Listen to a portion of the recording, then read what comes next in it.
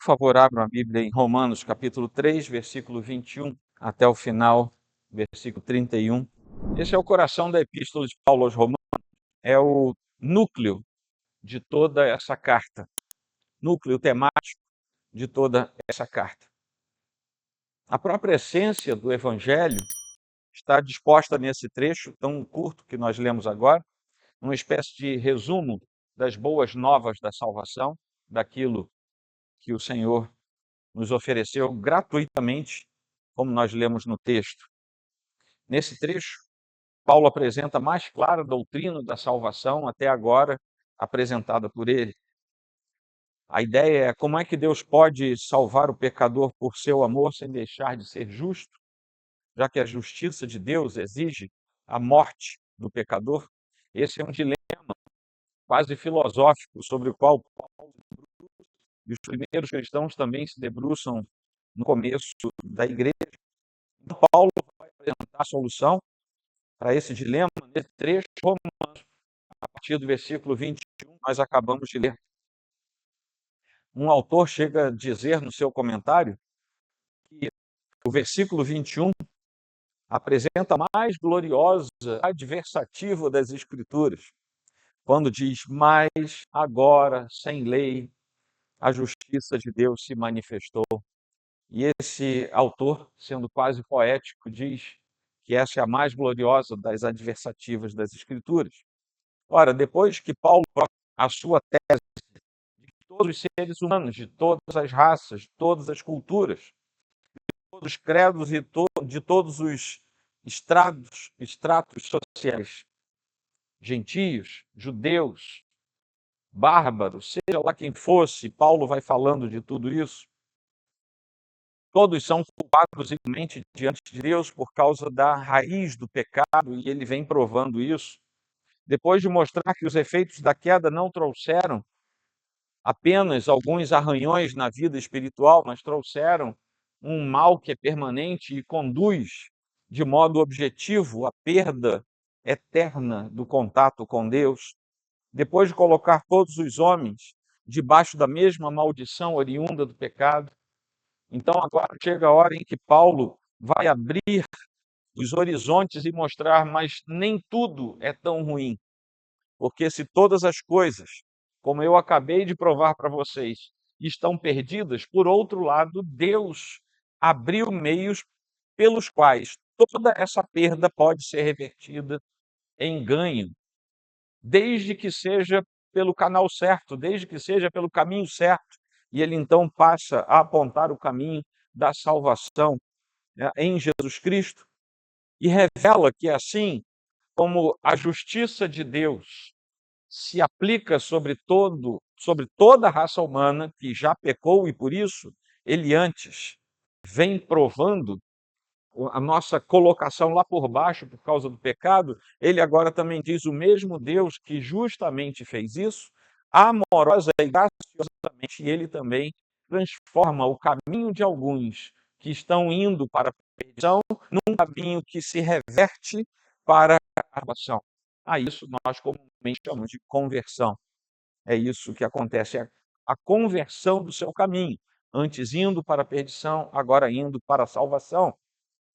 E nesse momento em que Paulo está fazendo essa apresentação, depois de provar todas essas coisas, ele então faz da doutrina da justificação o tônus desta epístola, e é exatamente essa doutrina que é exarada nesse trecho aqui de Paulo, que vai provocar a grave controvérsia no início do século XVI, que não começa ali, uns 200 anos depois, antes já se falava disso, mas aprouve ao Senhor que fosse no início do século XVI que surgisse a controvérsia em torno desse princípio que resultou na Reforma Protestante.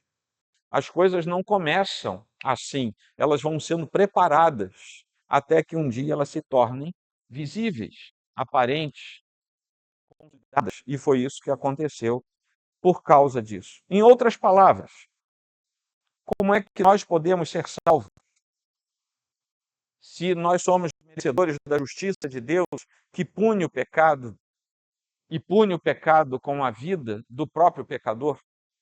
E aí Paulo começa a nos falar a respeito de graça e a respeito da justificação pela fé. O primeiro trecho, que vai até o versículo 26, é aquele no qual Paulo vai nos apresentar uma mudança radical na compreensão da restauração de Israel. E a partir desse momento ele vai mostrar que a nova aliança estabelecida por Deus em Cristo Jesus é superior à antiga aliança, que era a única que os judeus conheciam nessa altura do campeonato, antes que Cristo se manifestasse. Aquilo que Deus faz através de Cristo é superior ao que ele faz através de Moisés. Eu não lembro agora, 2 ou 3 anos atrás, nós pregamos aqui no livro de Hebreus. Tem o quê? Uns 3 anos? Ano passado, Apocalipse, Gênesis, 3 anos já. Nós pregamos Hebreus e ficou claro no texto escrito aos Hebreus, naquela epístola, que havia um comparativo constante entre a antiga aliança e a nova aliança, sem desqualificar a antiga, mas colocando-a como ao ponto de passagem, era aquilo que apontava para a nova aliança, e a nova aliança, portanto, sendo superior, é aquela que vigora. E nós estamos no tempo dessa nova aliança. Na antiga aliança, a relação do povo de Israel, que era feita através de atos e de ritos, apontando para o Cristo que viria, era uma aliança, sim, significativa, era estabelecida por Deus, no entanto, ela foi transitória e era incapaz de proporcionar a justificação plena do homem, porque todos os ritos, todos os atos da antiga aliança eram temporários a fim de que fosse aguardado o sacrifício perfeito. Tudo apontava para Jesus Cristo. Já a nova aliança, inaugurada por Cristo, substitui a antiga aliança, que era a sombra que apontava para a luz que viria sobre a nova aliança, não por uma negação da validade histórica da antiga aliança, mas por um cumprimento superior e definitivo dos seus propósitos. Moisés foi o mediador da lei, aquele que demonstrava a santidade de Deus e a incapacidade humana de cumprir perfeitamente os seus mandamentos. Enquanto Cristo, por sua vez, não apenas revelou a plenitude da justiça de Deus, mas também satisfez a justiça de Deus mediante o seu sacrifício vicário. É disso que Paulo está falando. Os judeus, nessa altura do campeonato, muitos deles ainda pensavam: se nós não nos mantivermos judeus, ou se nós nos tornarmos cristãos, nós vamos perder o privilégio e a vantagem que nós temos. O que Paulo está dizendo é: sim, existe uma vantagem histórica.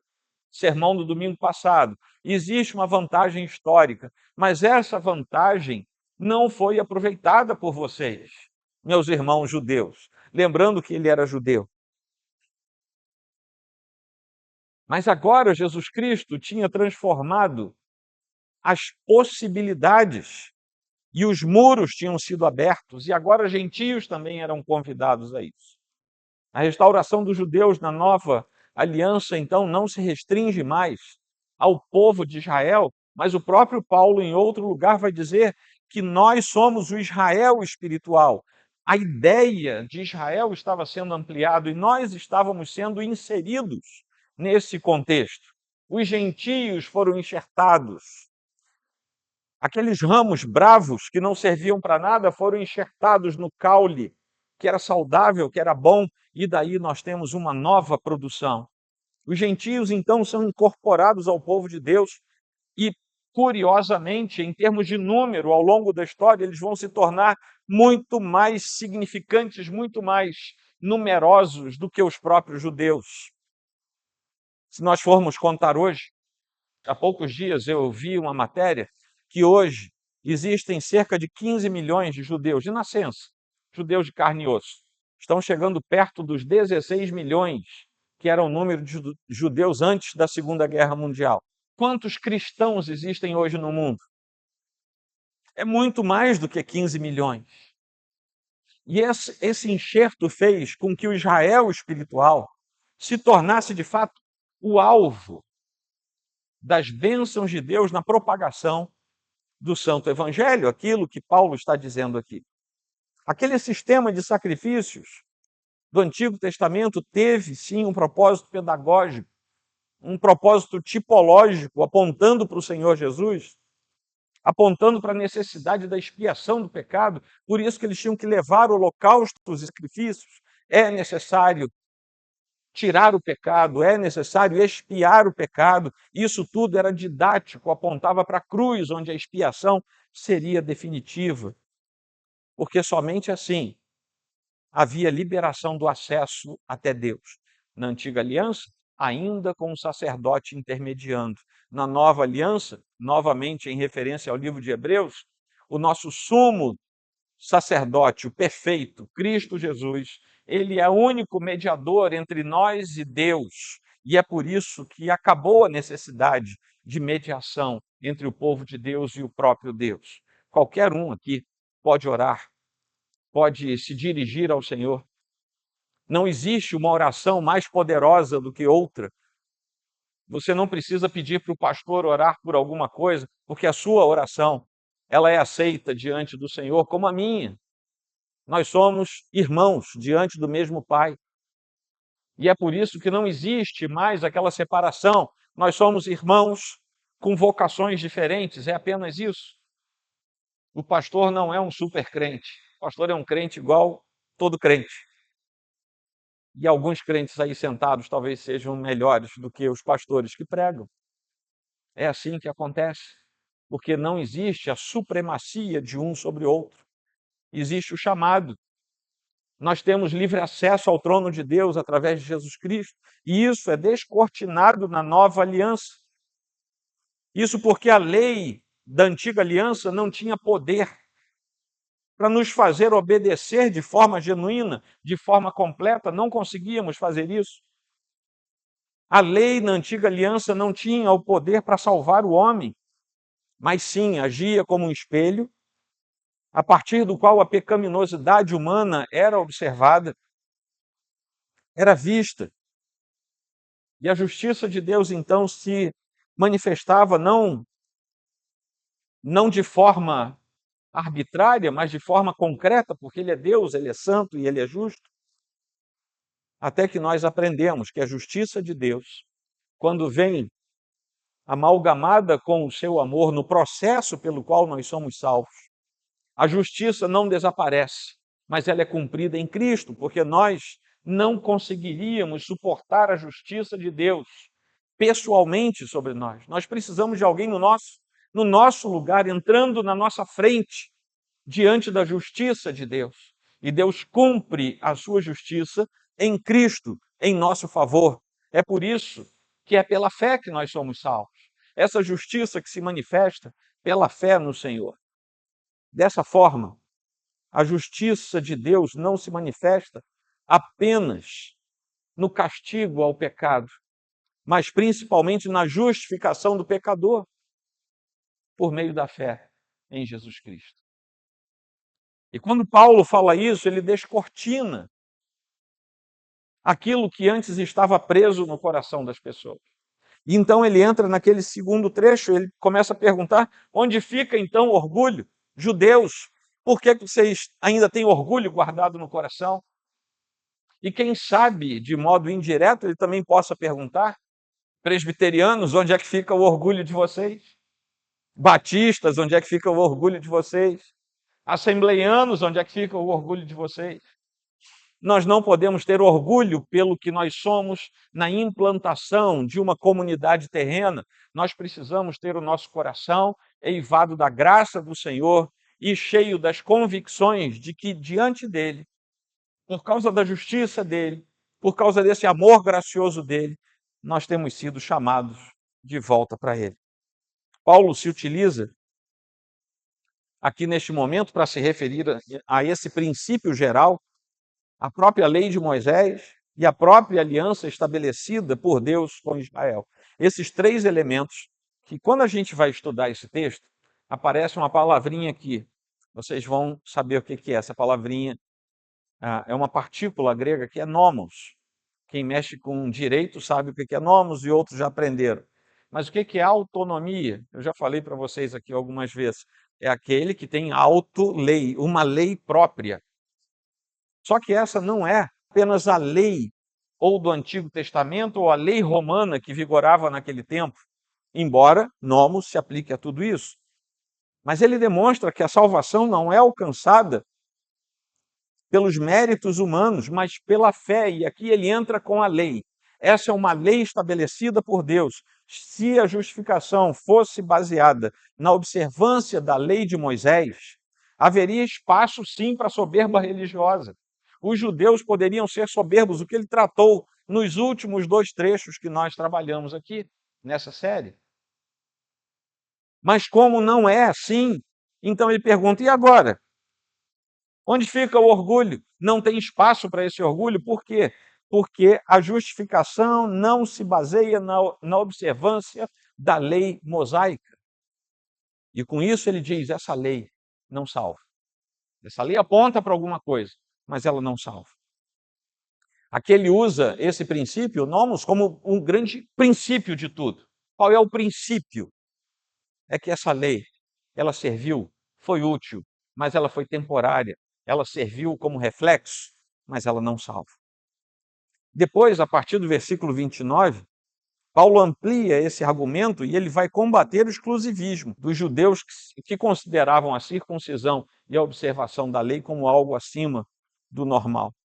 E é aqui que a lei de Moisés, ou seja, agora tratada como uma lei específica, agora não é mais princípio, é lei específica, não é anulada, mas ela é colocada no lugar certo da sua função, que é apontar para a necessidade de Cristo. Então nós temos a lei como um princípio que não é suficiente. Nós temos a lei como uma lei específica, ela é necessária, mas ela continua sem salvar. Ela é específica, é necessária, mas ela ainda não salva. Até que vem a aliança divina, que ele também usa a palavra nomos, mas que ele diz agora sim, é uma aliança, é um pacto que Deus fez conosco. Aqui Deus vai usar a lei para nos salvar. Não é por causa da lei que ele deu para Moisés traduzir ao seu povo, porque ela era uma lei apenas de princípio e uma lei específica, mas agora tem uma lei que é graça. E essa lei que é graça, ela resolve o dilema do ser humano. E é nesse ponto que ele diz que o ser humano é justificado pela fé, independentemente das obras da lei. E aqui ele está dizendo: Deus deu a solução para o coração humano. Isso faz coro com Jesus falando com Nicodemos: todo que crê. O que acontece? Vai ser salvo. Por que aquele que crê vai ser salvo? Porque o ato da fé, o ato de crer, já é um ato da ação do próprio Deus sobre nós. E aquele que chega a crer, ele vai ser salvo. Por causa dessa lei que é o pacto, a aliança estabelecida, judeus e gentios foram reunidos debaixo do ponto da misericórdia de Deus. É por isso que ele diz: agora não tem mais judeu, não tem mais gentio, não tem mais homem, não tem mais mulher, não tem mais escravo e nem livre. Não tem mais distinção entre as pessoas. A distinção agora está entre ter recebido as boas novas e crido no seu coração, tendo sido justificado pela fé em Cristo Jesus, ou não ter passado por nada disso. E são essas as duas únicas categorias humanas: o salvo e o não salvo. Amém, meus irmãos? Vamos concluir e vamos aplicar. Houve um pensador que todo mundo que entra no seminário tem que ler. Helmut Thielicke. Não é o Tillich, não, é o Thielicke. Ele tem um livrinho que é dessa finura, mas é uma obra-prima chamada Recomendações aos Jovens Teólogos e Pastores. Eu gosto tanto desse livro que eu tenho 2 edições, uma velha lá dos anos 80 e outra nova quando reeditaram. Tillich, nessa obra, ele enfatiza a importância da humildade como disposição essencial para aqueles que desejam servir a Deus e aos outros. Vejam bem, o título da obra é Recomendações aos Jovens Teólogos e Pastores, mas ele está falando para todo crente aqui. É necessário termos humildade no coração para conseguirmos servir tanto a Deus quanto ao outro. Sabe por que ele fala isso? Porque se tivermos soberba, nós nos esquecemos da obra de Cristo e nos equiparamos aos judeus que há 2000 anos atrás Paulo estava dizendo: não sejam assim. Ele vai alertar contra o perigo do orgulho intelectual e da arrogância teológica. Mas, reverendo, isso existe? Abre o seu Instagram e o seu Facebook, que você vai ver milhares de exemplos de orgulho intelectual e de arrogância teológica. Não estou falando de gente que está vamos dizer assim, no mundo, não. Estou falando de gente de dentro de igrejas. Estou falando de gente que, sendo uma criança no ministério, se arroga o direito de levantar a voz contra velhos homens de Deus, que têm mais anos de ministério do que a vida dele. Isso é arrogância. Isso não tem vez no plano de Deus. Eu estou falando de gente que leu 2 ou 3 páginas na internet. Não estou falando de artigos, não. Estou falando de paginazinhas ali do Instagram, do Facebook, e que resolve brigar na internet por causa de coisas que aquela pessoa entende que são o suprassumo do evangeliquez. Só trazem escândalo e vergonha. Eu já li aqui umas 2 ou 3 vezes a minha lista, o meu index prohibitorum, né? Para você não seguir algumas pessoas. Só perda de tempo. Perda de tempo e leva você a pecar junto. Mas de modo geral, genérico, não siga. Para que você segue gente que faz confusão? Isso tem a ver com Cristo? Não siga gente cujo intelecto está cheio de arrogância e orgulho. Para que você vai ficar vendo aquilo? Ah, eu preciso saber, não precisa não. Vai saber o que a Bíblia diz. Ao mesmo tempo, vai ler a Bíblia, vai orar.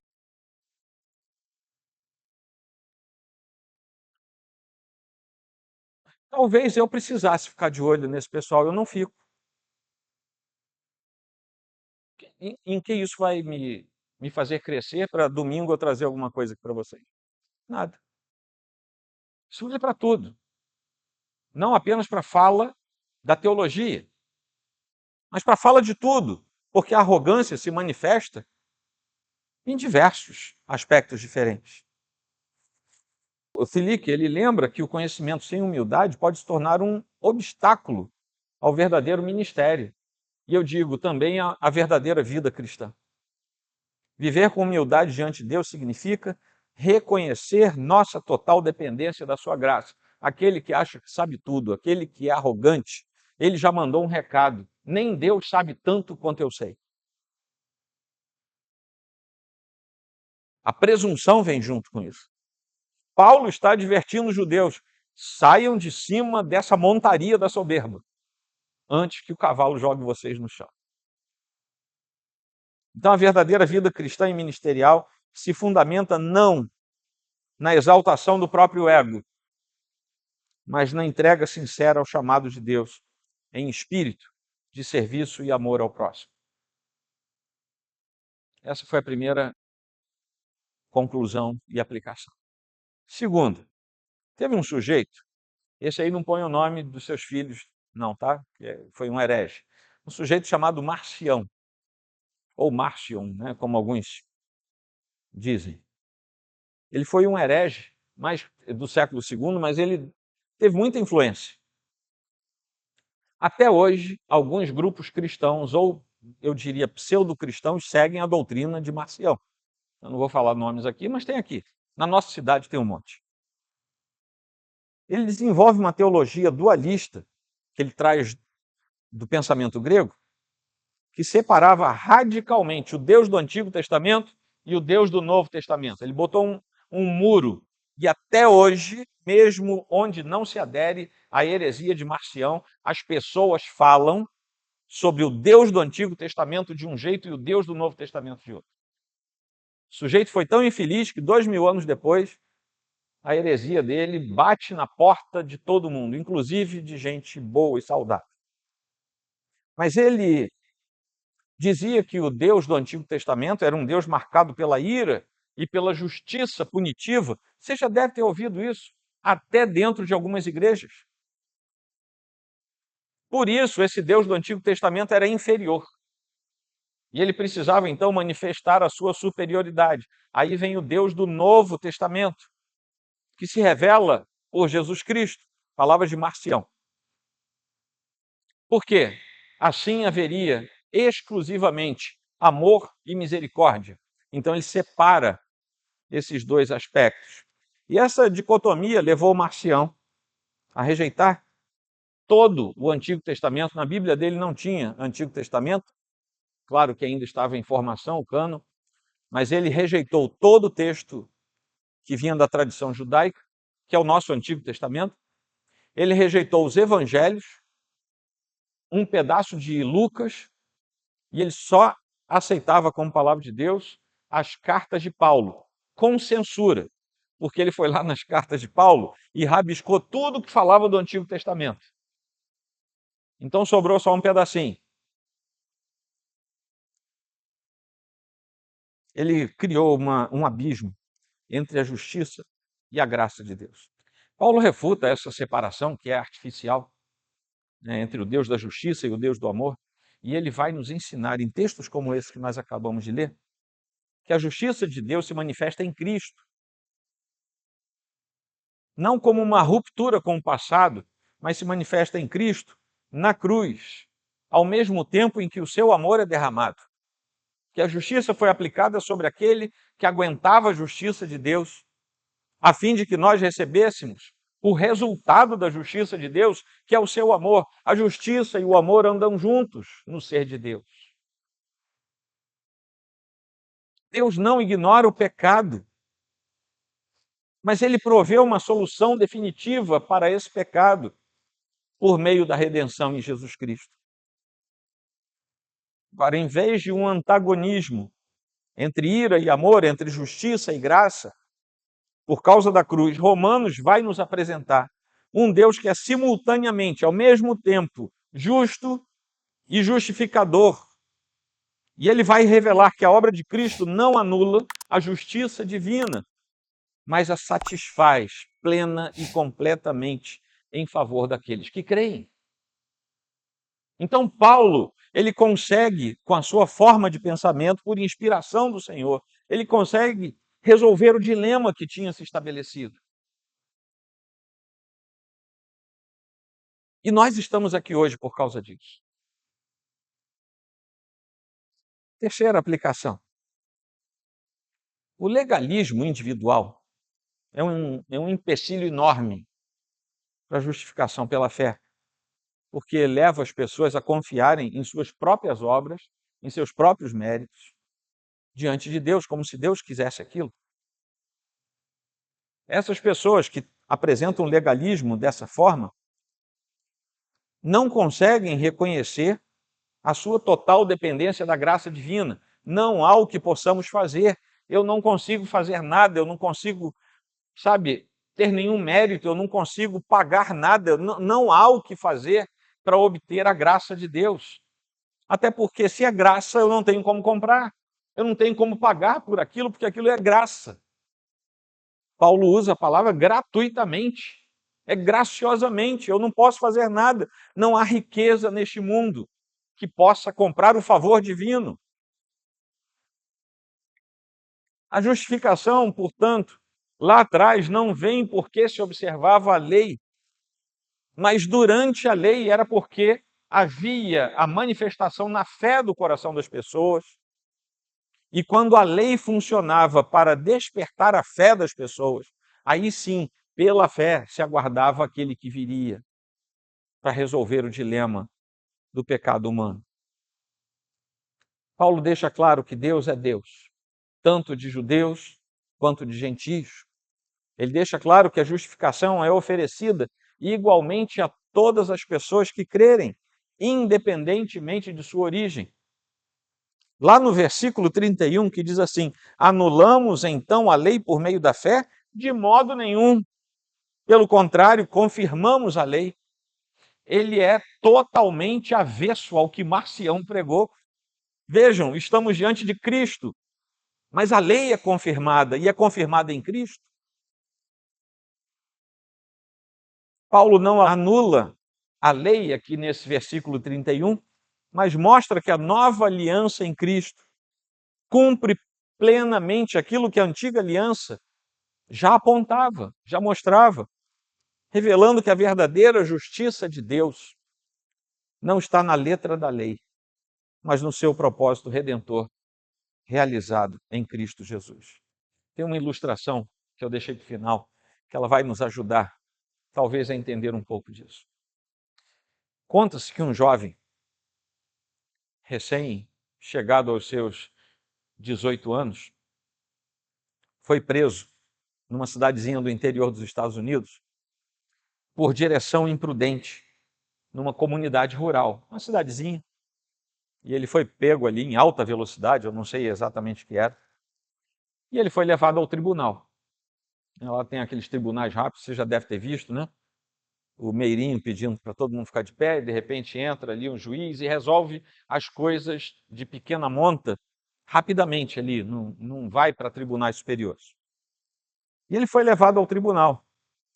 E ele ficou todo feliz da vida, porque quando colocaram ele sentado lá no auditório, ele olha para cima, quem é que estava sentado lá como juiz? Que era o pai dele. O pai dele era o juiz da cidade. E ele ficou todo empolgado, que era o pai dele que estava lá. E era quem estava presidindo aquele momento. Uma hora depois de ouvir algumas pessoas, depois de ver as provas, o juiz então pronunciou a sua decisão. A palavra do juiz era a última palavra. Sua direção imprudente, disse o juiz, colocou em risco as pessoas da nossa comunidade. Consequentemente, a justiça precisa ser feita. Você vai pagar $1.000 ou ficar 1 ano na prisão. O rapaz lá de baixo, do alto dos seus 18 anos, olha o juiz lá em cima e fala assim: pai, você sabe que eu não tenho um centavo sequer. O juiz respondeu assim: meu jovem, neste tribunal, você deve se dirigir a mim como meritíssimo. E o martelo desceu com força, enquanto o garoto ficou incrédulo lá embaixo. Meu pai acabou de me sentenciar. O oficial de justiça se aproxima daquele garoto, pronto para levar o garoto para a prisão, porque ele não tinha dinheiro mesmo, ele não tinha os $1.000 para pagar.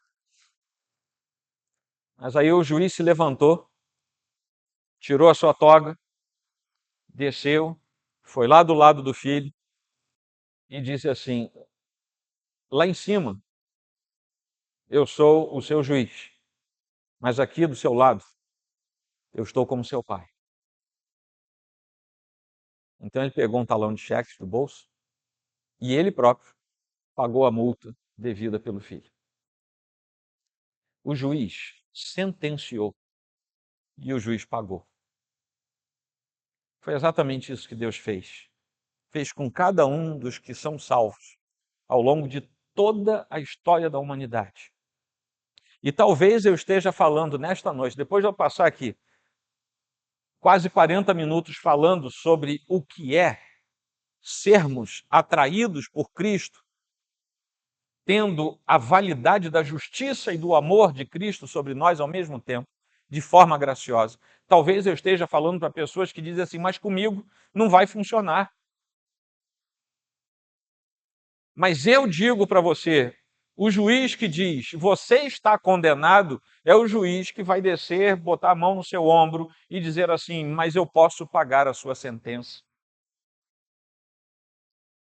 É como se Deus hoje dissesse assim: eu tenho crédito, porque o que meu filho fez na cruz me dá crédito eterno. É como se Deus dissesse: enquanto houver fôlego de vida, existe crédito. É como se Deus dissesse: enquanto meu filho não chamar a igreja para subir, existe crédito. E talvez eu esteja falando para pessoas nesta noite que saibam, já tenham ouvido falar de Jesus, Jesus de Nazaré, o filho do carpinteiro, mas talvez nunca tenham internalizado no seu coração que não foi só isso. Ele é o pagamento da dívida. Todos nós somos devedores, mas é possível ter essa dívida paga. Parece que tem um cheque sendo preenchido e a nossa dívida está sendo depositada diante desse Supremo Juiz. O mesmo juiz que diz: você está condenado, ele também pode dizer: mas acabaram de pagar sua dívida. Sua fiança foi paga. Sua soltura já foi resolvida. É como se nós ouvíssemos lá em cima, na tribuna: eu sou só o juiz, mas aqui abraçando você, eu sou o seu pai. É sobre isso que Paulo está falando. E é por causa disso que nós vamos orar. Porque você não tem uma vírgula de possibilidade de resolver essa dívida com Deus. Ninguém tem. Mas é simplesmente a gente descansar e deixar que Deus resolva essa dívida para a gente. Paulo tinha matado muita gente e tinha prendido muita gente. Ele foi perdoado. Essa semana eu estava trabalhando numa aula, o livro de Josué. É uma aula que eu dou recorrentemente todos os anos. E é interessante como mesmo Deus que perdoa a prostituta Raabe, 2 folhas depois da Bíblia, perdoa os mentirosos de Gibeão. Para Deus não tem nenhuma diferença.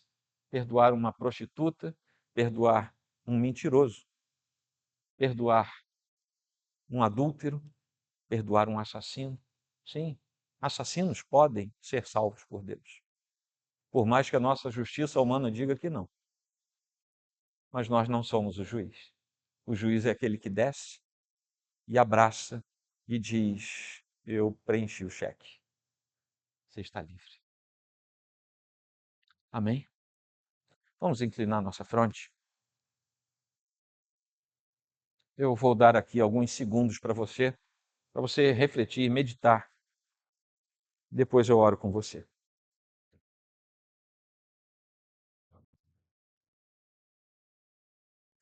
Senhor Deus, muito obrigado por tua palavra exposta ao nosso coração. Obrigado por Jesus Cristo, que é, Senhor, o sacrifício único, definitivo, verdadeiro. É o único meio para termos os nossos pecados perdoados e pela fé somente sermos justificados diante de Deus por Cristo Jesus. Obrigado pelo Pai que nos escolheu lá na eternidade pretérita e com amor eterno nos amou, como diz Agostinho. Obrigado pelo Espírito Santo que alerta o nosso coração e vira os nossos olhos para a compreensão da cruz. Obrigado, ó Deus, por tua bondade, teu amor e a tua graça. E agora, Senhor, simplesmente faz com que a tua palavra tenha ação sobre os nossos corações. Aquele que já é teu, renova a mente e o coração, renova a fé. Aquele que entrou aqui sem te conhecer, quebra nesta noite as barreiras, tira as limitações e abraça essa vida com o teu amor, aquele amor filial que nos diz agora: os teus pecados foram perdoados. E a gente vai ouvir como aquela mulher ouviu de Jesus: vai e não peques mais. Que assim seja a nossa vida para a glória do Senhor. Que nesta noite todos os que aqui estão sejam fruto dessa obra salvífica do Senhor, para a glória e para a honra do teu santo e bendito nome. É como nós oramos em Cristo Jesus. Amém.